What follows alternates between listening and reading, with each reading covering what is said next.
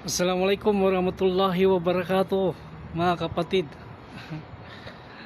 Tayo po ay pupunta ngayon sa masjid upang magsagawa ng sala ng Salatul Asr.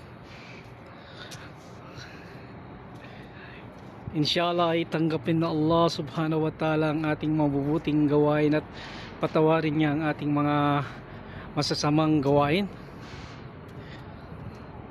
Inshallah, huwag nating kalimutan na magdasal lagi, mag-alay ng pagdarasal. Ito po ay pangalawang haligi ng pananampalatayang Islam, ang pagdarasal. Yun po ang masjid, mga kapatid. Yan. Sobrang init. Sobrang init. Grabe. Alhamdulillah ay kailangan natin magsabar. Mainit man yan o nakakasunog ng skin, ay kailangan natin magsabar kasi ito ay ating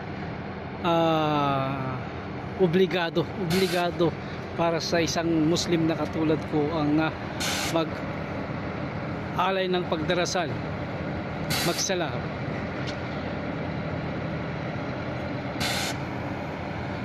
Malapit lang ang masjid. Nagtambay muna ako dito.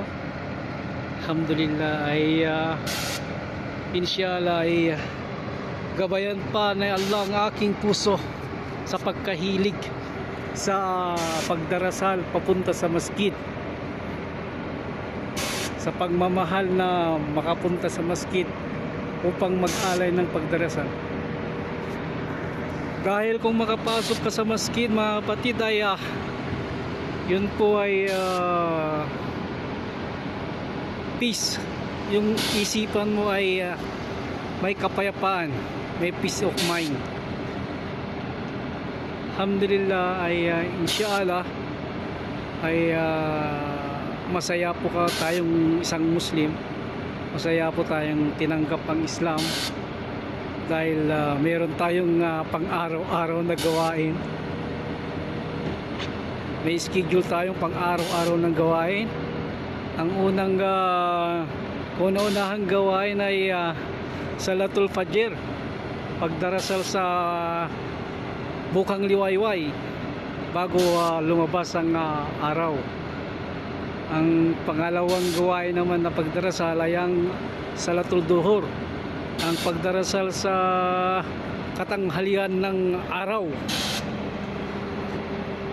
At ang pangatlo ngayon, Salatul Asr. Ang oras ng Salatul Asr is alas 3:30.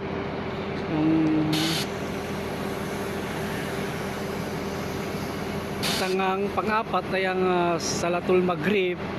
Yun po ay ang takip silim na sinasabi, paglubog ng araw. At ang panglima ng pagdarasal ay yung nakalubog na po ang araw. Ang oras noon alas 8. Salatul Isha kung tinatawag. Sala sa gabi.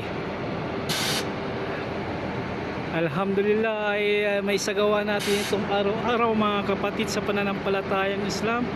Lalo na sa mga kapatid ko sa Islam, huwag nating kaligdaan na malampasan natin ng isang sala, dahil ito ay napaka-importante,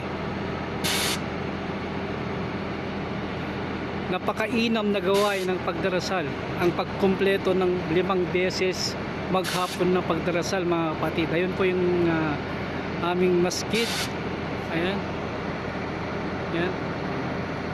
Yan po ang masjid, mga kapatid. Inshallah ay payo ko sa aking sarili ay pag-ibayuhin ko pa sa gabay na Allah ng ating pagdarasal. Ayan po yung kasama ko. Pupunta na rin sa masjid kahit ang init. Inshallah ay